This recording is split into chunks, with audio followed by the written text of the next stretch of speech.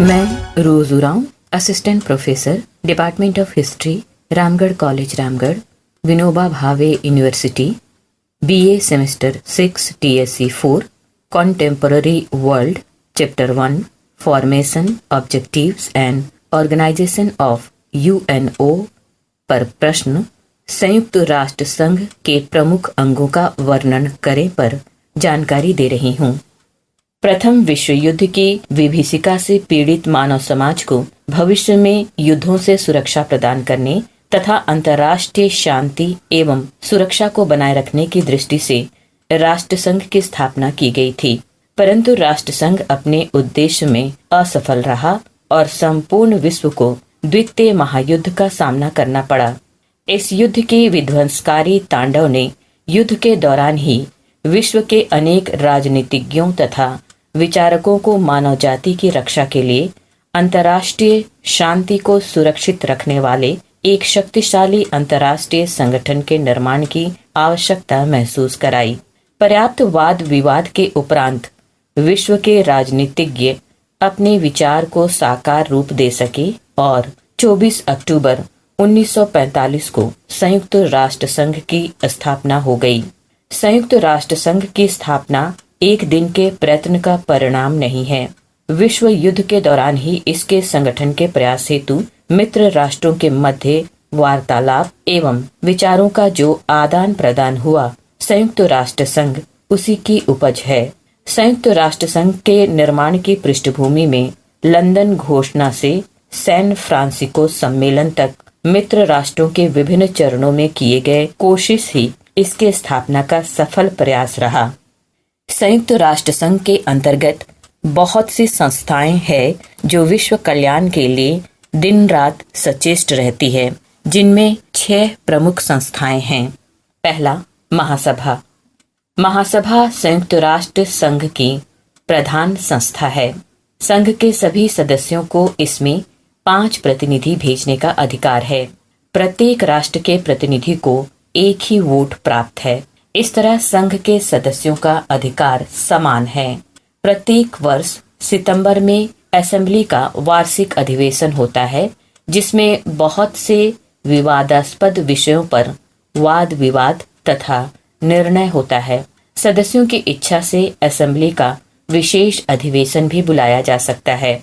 सुरक्षा परिषद के अस्थायी सदस्यों का निर्वाचन असेंबली द्वारा ही होता है।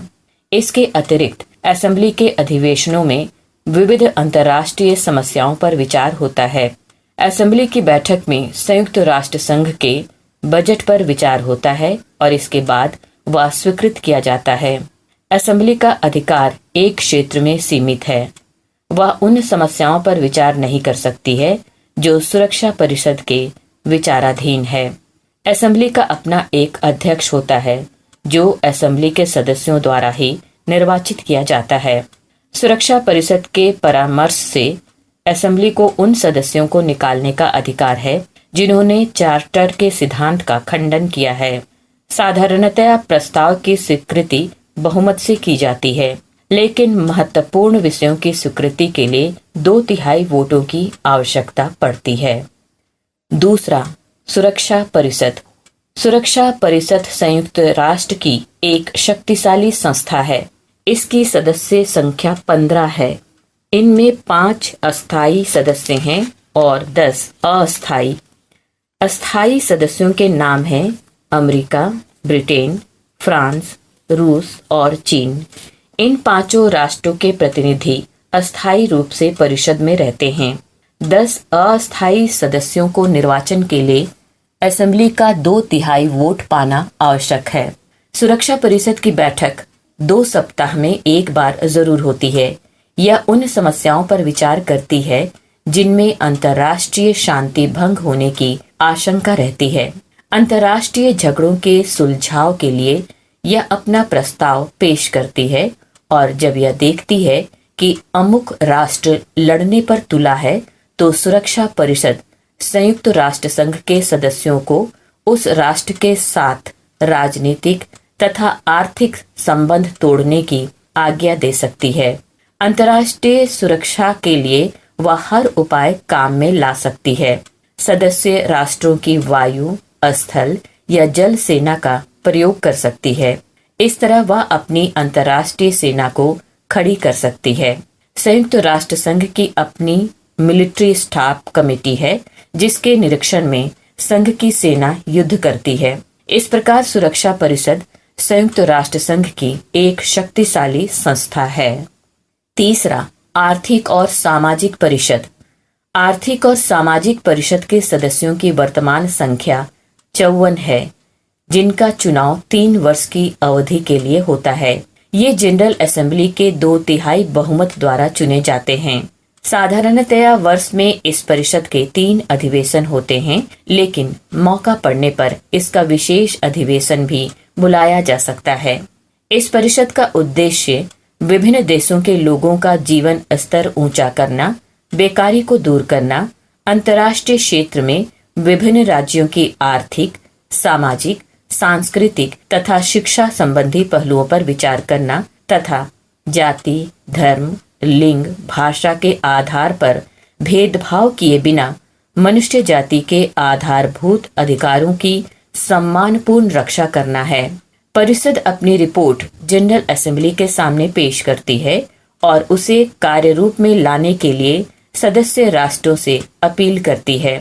कभी कभी परिषद सुरक्षा परिषद के सामने भी आर्थिक या सामाजिक समस्याओं का सुझाव पेश करती है और उससे सहायता के लिए प्रार्थना करती है। चौथा, न्यास परिषद। न्यास परिषद में 5 अस्थायी राष्ट्रों के प्रतिनिधि के अलावा जनरल असेंबली के प्रतिनिधि भी रहते हैं।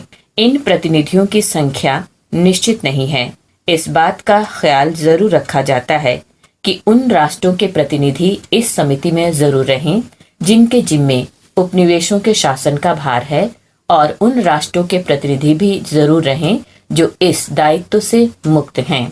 इस काउंसिल का मुख्य कार्य उपनिवेशों में रहने वाले लोगों का जीवन स्तर ऊंचा करना तथा उन्हें सभ्य और शिक्षित बनाना है, क्योंकि यह संस्था यह भी देखती है कि वे राष्ट्र जिनके जिम्मे उपनिवेशों के शासन का भार है अपने उत्तरदायित्व का निर्वाह किस तरह से कर रहे हैं। प्रत्येक वर्ष काउंसिल अपने कार्य का रिपोर्ट जनरल असेंबली के सामने रखती है। अंतर्राष्ट्रीय न्यायालय। अंतर्राष्ट्रीय न्यायालय भी संयुक्त राष्ट्र संघ की एक प्रमुख संगठन है। इसकी बैठक हेग में होती है। इसमें 15 न्यायाधीश होते हैं। ऐसी व्यवस्था की गई है कि किसी राष्ट्र का एक से अधिक न्यायाधीश न हो। इस अंतर्राष्ट्रीय न्यायालय में उन व्यक्तियों को न्यायाधीश के पद पर नियुक्त किया जाता है जो अंतर्राष्ट्रीय कानून के विशेषज्ञ होते हैं। ये सुरक्षा परिषद और जनरल असेंबली के सदस्य होते हैं। इनका निर्वाचन 9 वर्षों के लिए होता है और दूसरी बार में चुनाव के लिए उम्मीदवार हो सकते हैं। इस न्यायालय के सामने अंतर्राष्ट्रीय मुकदमे ही पेश किए जाते हैं। इसके अलावा वे अंतर्राष्ट्रीय संधियों या समझौते भी इस न्यायालय में पेश किए जाते हैं जिनके संबंध में कुछ मतभेद या विवाद हो। न्यायालय मुकदमों का फैसला करने में अंतर्राष्ट्रीय कानून का सहारा लेता है। छठा, सचिवालय। संयुक्त राष्ट्र संघ का अपना सचिवालय होता है। सचिवालय का प्रधान संयुक्त राष्ट्र संघ का महासचिव होता है। सुरक्षा परिषद की अनुशंसा पर जनरल असेंबली इसका निर्वाचन करती है। इसके कार्यकाल की अवधि 5 वर्षों के लिए होती है। सचिवालय के कर्मचारी को अपनी नियुक्ति के समय संयुक्त राष्ट्र के प्रति निष्ठा की शपथ लेनी पड़ती है। महासचिव को जनरल असेंबली के सामने वार्षिक प्रतिवेदन प्रस्तुत करनी पड़ती है।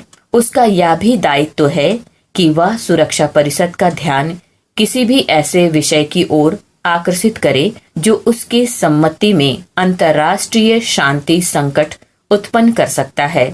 सचिवालय के मुख्य 8 विभाग हैं। प्रत्येक विभाग एक अधिकारी के अंतर्गत होता है जो सहायक सचिव कहलाता है। ये अधिकारी महासचिव के निरीक्षण और नियंत्रण में काम करते हैं और अपने कार्य के लिए उसी के प्रति उत्तरदायी होते हैं। संयुक्त राष्ट्र संघ के अंतर्गत अन्य संगठन भी हैं जो मानवोपयोगी कार्य कर रहे हैं, जैसे विज्ञान और संस्कृति संगठन, अंतर्राष्ट्रीय वित्त निगम, अंतर्राष्ट्रीय अणुशक्ति प्रशाखा, विश्व स्वास्थ्य संगठन, अंतर्राष्ट्रीय डाक यूनियन, अंतर्राष्ट्रीय तार संवाद यूनियन, विश्व ऋतु विज्ञान संगठन और अंतर्राष्ट्रीय वाणिज्य संगठन। आज की क्लास में इतना ही। अगले क्लास में फिर आपसे मुलाकात होगी। स्टूडेंट, मुझे उम्मीद है कि आप अच्छी तरह घर में रहकर पढ़ाई कर रहे होंगे। घर में रहिए, सुरक्षित रहिए। धन्यवाद।